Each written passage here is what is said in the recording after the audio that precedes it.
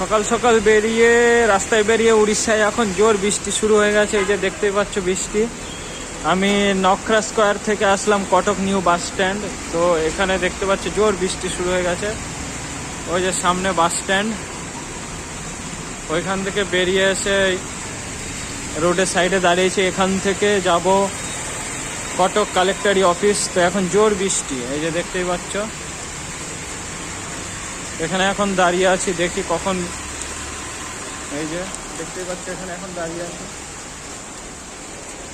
তো দেখি কখন বৃষ্টি থামে। অটো ধরে যেতে হবে তোমার কটক কালেক্টরি অফিস।